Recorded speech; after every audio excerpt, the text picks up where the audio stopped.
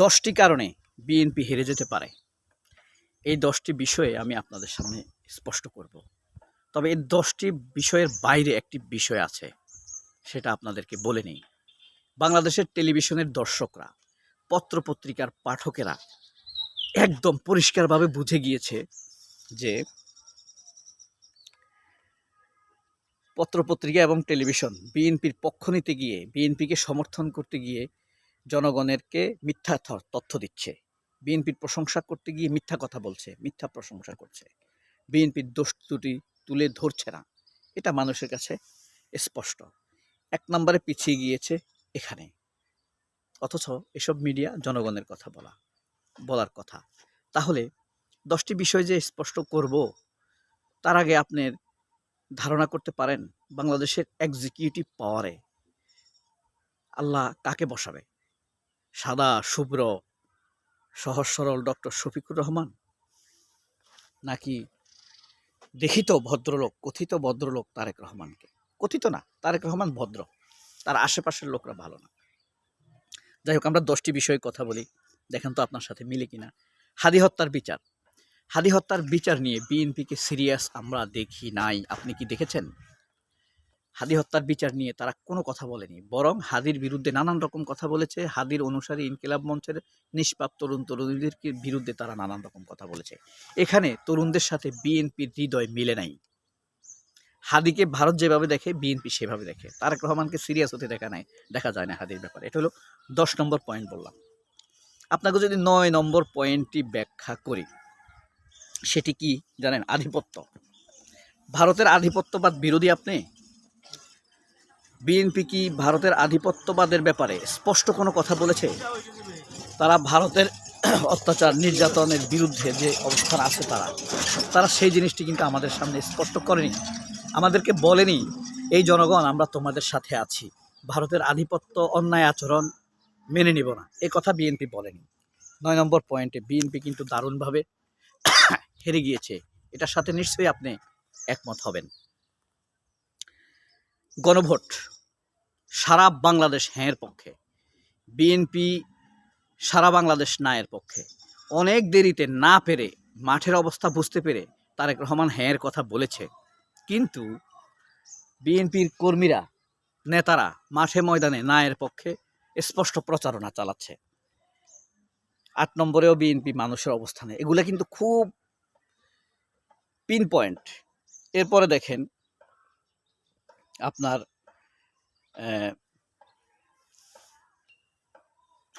মানে জনমনের যে আকাঙ্ক্ষা, জুলাই গণহত্যার বিচার, এটার ব্যাপারে বিএনপির অনুভূতি নাই, স্পষ্ট কোনো কথা বলে না।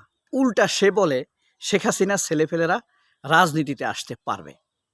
তাহলে বুঝতে পারছেন বিএনপির কথা কি আমাদের সাথে বা জনগণের সাথে মিলেছে? মিলেনি, বিপরীতে অবস্থান নিয়েছে। 6 নম্বরে বলি, 10 নম্বর থেকে কিন্তু উল্টা আসতেছে। সেখানে বলা আছে চাঁদাবাজের কোনো রকম পরিস্থিতির উন্নতি বিএনপি ঘটাতে পারেনি, শুধু প্রতিশ্রুতি। উল্টা তারা বলছে এই 12 দিন করিও না, এরপরে চাঁদাবাজি করো। তাহলে একটা লোক চাঁদাও দিবে, ভোটও দিবে আপনাকে? এখানে বিএনপি পিছিয়ে আছেন। একমত না হলে কমেন্ট বক্সে লিখবেন। এরপরে আছে আপনার অনলাইন অ্যাক্টিভিজমে নারীদের উপরে যে নিপীড়ন চালাচ্ছে পদবিধারী লোকেরা, স্বাভাবিকভাবে এতে মানুষের মর্যাদাহানি হচ্ছে। আপনি গণতন্ত্র বলেন আর যাই বলেন, মানুষের সম্মান সবার উপরে। একটা মানুষ অন্যায় করলেও তার বিচার হবে, কিন্তু সম্মানের সাথে হতে হবে। আপনি তাকে যত্রতত্র অপমান করতে পারেন না। সব মানুষেরই নিজস্ব মর্যাদা আছে, সে আপনি শিশু বলেন, নারী বলেন, বৃদ্ধ বলেন, সম্মান বজায় রেখেই আপনাকে সব করতে হবে। বিএনপি সেটা করেনি। নারী নির্যাতন, বাংলাদেশের ভোট কেন্দ্রিক যত নারী নির্যাতন হয়েছে, নারীদের হিজাব খুলে ফেলা, পোশাক খুলে ফেলার মতো নোংরা ধমক দেওয়া, পেটিকোট খুলে পড়ার মতো ধমক দেওয়া, এসব কথাগুলো বিএনপি নারীদের সাথে উচ্চারিত করেছে। এটা প্রমাণ আছে, লিখিত প্রমাণ না, ভিডিও প্রমাণ রয়েছে। তাহলে এটা কি মানুষের সাথে যায়? সেই নারীরা কি বিএনপি ভোট দিবে? টাকা দিলেও দিবে? উচিত হবে? ফ্যামিলি কার্ডেও কি সেটা প্রস্তুতির যোগ্য কিনা বা গ্রহণযোগ্য হবে কিনা, সেটি কিন্তু স্পষ্টতর একটি দেখার বিষয়। এরপরে বিএনপির ভিতরের যে বিদ্রোহী প্রার্থী আছে ৯২ জন, তার মধ্যে ৭৬ জন শক্তিশালী। তারা ভোট নিবে না বিএনপি, সেই আসনগুলোতে স্বাভাবিকভাবে জামায়াত বা এনসিপি বাড়তি সুবিধা পাবে, যেসব আসনে বিএনপির বিদ্রোহী প্রার্থী রয়েছে। সুতরাং এটা কি বিএনপির একটা দুর্বলতা না? বিদ্রোহী প্রার্থীদেরকে তারা কন্ট্রোল করতে পারেনি।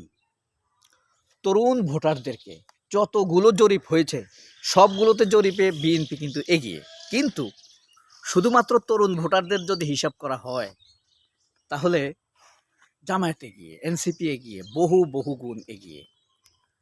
এটাও বিএনপিকে ফিরিয়ে দিয়েছে। এটা বিএনপির ১০ দুর্বলতার একটি দুর্বলতা। ধর্ম অবমাননা।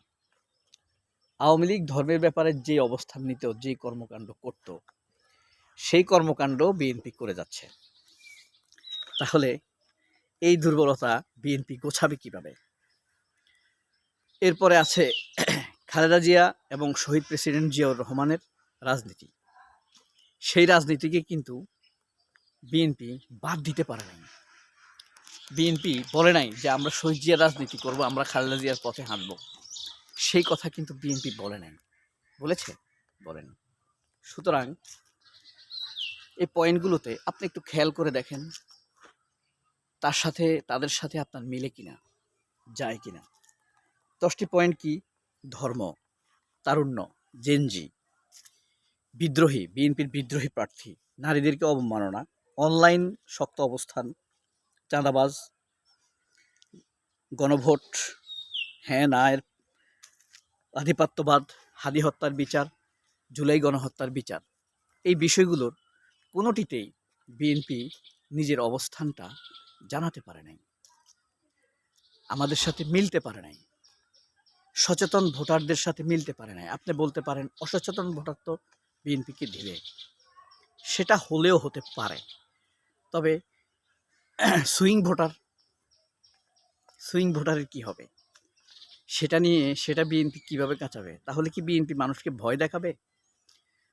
যারা নাকি গুলির সামনে দাঁড়িয়ে হাসিনাকে তাড়িয়েছে, ওয়াকারকে চ্যালেঞ্জ করেছে, সেই জাতি, সেই তরুণরা ভয়ে ভোট কেন্দ্রে যাবে না, এটা কি বিশ্বাসযোগ্য? অসম্ভব।